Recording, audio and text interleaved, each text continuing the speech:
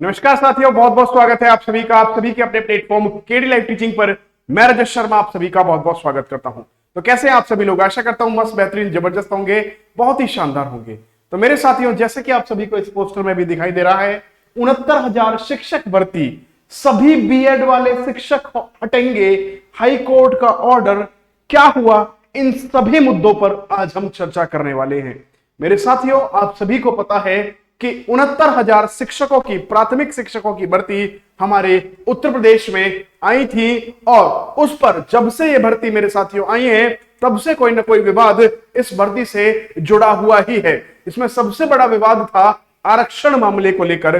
देखिए मेरे साथियों, क्या विवाद था आरक्षण मामले को लेकर, ठीक है ना भाई। ये एक पेपर की कटिंग है और इस यहां पर यदि बात करूं मेरे साथियों पेपर की कटिंग की, तो यहां पर यदि मैं आपसे थोड़ा सा इसको बड़ा करने के लिए कहूं, यदि मेरे साथियों इसको मैं थोड़ा सा बड़ा करके कहूं, तो ये घोटाला था, ये जो गड़बड़ी थी, है ना, शिक्षक भर्ती को लेकर ये गड़बड़ी सामने आई थी कि 50.50% अनरिजर्व और 49.50% रिजर्व सीट होती हैं। उसके बाद में 50% की खुली सीट पर अनारक्षित कट ऑफ 67.11 से ऊपर लगभग 28,000 ओबीसी शिक्षार्थी अभ्यर्थी चयनित हो रहे थे, लेकिन वहां पर मात्र 13,007 ओबीसी अभ्यर्थियों को ओवरलैप सेलेक्ट किया गया। उसके बाद ओबीसी का कोटा 27% जो होता है, 18,598 में मात्र 2,637 ओबीसी अभ्यर्थियों को सेलेक्ट किया गया।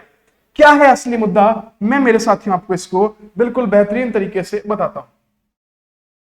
देखिए मेरे साथियों, दिक्कत क्या हुई इस वाली भर्ती में, आप सभी को पता होना चाहिए कि जब हमारी भर्ती होती है उसके बाद एक कट ऑफ मार्क्स निकाला जाता है। मान लीजिए कोई एक भर्ती है और उस भर्ती में कट ऑफ मार्क्स 100 में से आपका यदि 67 आया, 100 में से 67 मान लीजिए यदि कट ऑफ मार्क्स आया कि 67 यदि आप मार्क्स लेकर आ जाएंगे 100 में से, तो आप पास हो जाएंगे, है ना। ये कट ऑफ मार्क्स हो गई मान लीजिए। तो इस कट ऑफ मार्क्स के ऊपर जितने भी अभ्यर्थी लेकर आ रहे होंगे नंबर, वो सभी के सभी किस में हो जाएंगे, वो सभी के सभी जनरल में हो जाएंगे, वो सभी के सभी किस में हो जाएंगे, जनरल में कोटे से सेलेक्ट हो जाएंगे। चाहे वो ओबीसी हो, चाहे एससी हो, चाहे एसटी हो, चाहे खुद जनरल हो। लेकिन यदि जनरल की कट ऑफ 67 आई है और किसी भी अभ्यर्थी के 67 से ज्यादा नंबर हैं, तो वो सीट अपने कोटे की नहीं खाएगा, वो जनरल अभ्यर्थी की सीट खाएगा। ये नियम होता है।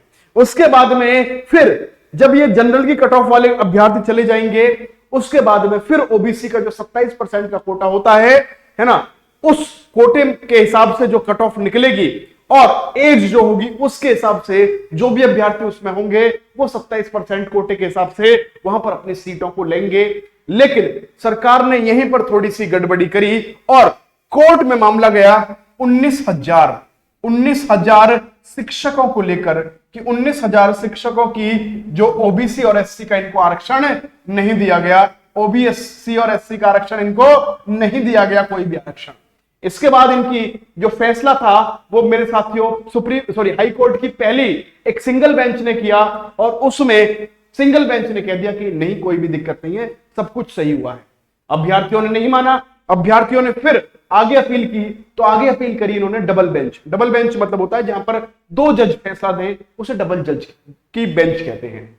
उसके बाद क्या होता है मेरे साथियों, डबल जज की इलाहाबाद हाई कोर्ट की बेंच ने कहा, एक फैसला जो आया है कि यहां पर कहीं ना कहीं अनियमितताएं बरती गई हैं और माननीय हाई कोर्ट ने कहा है कि ये इतने 19,000 जो शिक्षक हैं, इनका आरक्षण में कहीं ना कहीं इनको लाभ नहीं दिया गया और ये सारी की सारी हम सूची को रद्द करते हैं। तो मेरे साथियों, जो हाई कोर्ट का ऑर्डर आया है उसने कहा है कि 69,000 शिक्षकों की जो सूची थी उसको क्या कर देते हैं, हम पूरी की पूरी सूची को ही रद्द कर देते हैं। पूरी की पूरी सूची ही रद्द करने की बात कही है 69,000 शिक्षकों की। और कहा है कि दोबारा से क्या है, दोबारा से नए सिरे से आप क्या करें, दोबारा से आप लिस्ट निकालें और दोबारा से इनको नियुक्ति पत्र दें। तो नए सिरे से नियुक्ति पत्र, नए सिरे से लिस्ट निकालें और फिर इसको नियुक्ति पत्र दें। अब जब मेरे साथी नए सिरे से नियुक्ति पत्र दिए जाएंगे, इसका मतलब क्या हो गया? इसका मतलब सभी को नई भर्ती एक तरीके से दी जा रही है, क्योंकि नए सिरे से नियुक्ति पत्र बांटे जाएंगे। अब सरकार ने भी कह दिया ठीक है, हम नए सिरे से नियुक्ति पत्र बांटेंगे और नई तरीके से सूची दाखिल करेंगे, नई तरीके से सूची बनाएंगे। सरकार ने कहा है कि हम सुप्रीम कोर्ट में इसके लिए कोई भी अपील नहीं करेंगे, हम हाई कोर्ट की बात मानते हैं और नए सिरे से 19,000 शिक्षकों की जो अनियमितता है उससे क्या है, पूरी की पूरी 69,000 शिक्षकों की नई लिस्ट निकालेंगे। लेकिन मेरे साथियों यहां पर एक पेच फंसता है, यहां पर एक पेच फंसता है, जिस वजह से मेरे साथियों मैंने कहा कि जितने भी बीएड लगे हुए टीचर हैं वो सब बाहर होंगे। क्या पेच फंसता है मेरे साथी? पेच फंसता है यहां पर माननीय सुप्रीम कोर्ट के आदेश का। माननीय सुप्रीम कोर्ट ने यहां क्या हुआ था, माननीय सुप्रीम कोर्ट ने एक आदेश दिया, क्या? बीएड वर्सेस बीटीसी केस में, बीएड वर्सेस बीटीसी केस में जो चल रहा था इनका, है ना, देवेश शर्मा का और जो राज्य का चल रहा था, उसमें जो फैसला दिया था उसने कहा था कि बीएड अब बाहर हो गई है प्राइमरी से, बीटीसी केवल करेगी प्राइमरी के लिए। इसके बाद और भी केसेस हुए कि सर जो पुराने बीएड लगे हुए उनको भी हटाओ। तो सुप्रीम कोर्ट ने लास्ट एक फैसला दिया। क्या फैसला दिया था सुप्रीम कोर्ट ने लास्ट? सुप्रीम कोर्ट ने कहा था कि 11 अगस्त, गौर से सुनना, 11 अगस्त 2023 के बाद लगे हुए यदि कोई भी 11 अगस्त 2023 के बाद किसी को भी नियुक्ति मिलती है, किसी को भी नियुक्ति मिलती है, कहां पर? प्राइमरी में, किसमें? प्राथमिक में, तो मेरे साथियों उसमें नियुक्ति पाने वाली बीटीसी ही होगी। बीएड इसके लिए मान्य नहीं है, ये शब्द कह दिए। अब देखा जाए तो मेरे साथियों यहां पर तो क्या हो रहा है, यहां पर तो बीएड और बीटीसी दोनों थे इस 69,000 शिक्षक भर्ती में, बीएड भी थी और बीटीसी भी थी। अब जब नए सिरे से क्या होगा, आपका नियुक्ति पत्र बांटे जाएंगे, चयन सूची बनेगी और नए सिरे से उनको दोबारा से ज्वाइनिंग दी जाएगी, तो इसका मतलब बीएड वाले भी को भी होंगे और बीटीसी भी होंगे।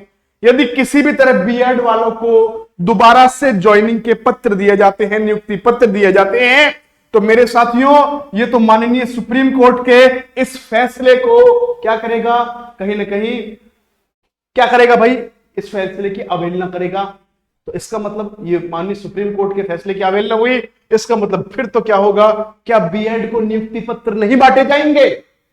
क्या बीएड वाले जो स्टूडेंट्स हैं, जो लगे हुए हैं, जो टीचर हैं इस टाइम पे, क्या उनको नियुक्ति पत्र नहीं दिए जाएंगे नए वाले? क्योंकि चयन सूची रद्द हो गई है, तो इसका मतलब मेरे साथियों ये बिल्कुल साफ है कि नए तरीके से, नए सिरे से सब कुछ काम होना है और नए सिरे की बात पर, नियुक्तियों पर माननीय सुप्रीम कोर्ट ने क्लियर कह रखा है 11 अगस्त 2023 के बाद जो कोई भी प्राथमिक में नियुक्ति होगी उसमें बीएड एलिजिबल नहीं है, वो पढ़ाने योग्य ही नहीं है। तो जो लोग पढ़ाने योग्य नहीं है, क्या इस बार बीएड को 69,000 शिक्षक भर्ती की जो नई सूची बनेगी उसमें बीएड अभ्यर्थियों को शामिल किया जाएगा या नहीं, ये देखने वाली बात होगी। तो मेरे साथियों इसलिए मैंने कहा था कि क्या सभी बीएड वाले शिक्षक हटेंगे? हाई कोर्ट का ऑर्डर है कि नई सूची देनी है, सुप्रीम कोर्ट का ऑर्डर है कि 11 अगस्त 2023 के बाद कोई भी ऐसी सूची नहीं बनेगी, कोई भी ऐसा नियुक्ति पत्र नहीं बटेगा जिसमें बीएड प्राथमिक में शामिल हो। तो बड़ी ही असमंजस की स्थिति है। स्थिति देखने योग्य रहेगी मेरे साथियों कि क्या करती है सरकार। क्या, क्योंकि यदि सरकार बीएड वालों को भर्ती कर भी देती है तो मेरे साथियों फिर लोग सुप्रीम कोर्ट चले जाएंगे और फिर कहीं ना कहीं इनकी नौकरी पर तलवार लटकेगी। बहुत ही पेचीदा मामला बन चुका है मेरे साथियों। इसमें किसी भी प्रकार की आपकी जो अपडेट होगी उसके लिए रेगुलर हमारे चैनल से जुड़े रहे। रेगुलर इसमें मैं आपको अपडेट देता रहूंगा। कल फिर मेरी एक वीडियो इसके ऊपर आएगी, जो भी अपडेट होगी तो जरूर हमारे चैनल से जुड़े। सभी साथी जो भी नए आए हैं चैनल को सब्सक्राइब करें, क्योंकि मेरे साथियों ऐसा होता है वीडियो आपने एक बार देखी और वो वीडियो फिर कहीं खो जाती है, तो नए साथी जरूर चैनल को सब्सक्राइब कर लें, वीडियो को लाइक करें, शेयर करें। बहुत बहुत धन्यवाद। Thank you very much. जय हिंद, जय भारत, नमस्कार, धन्यवाद।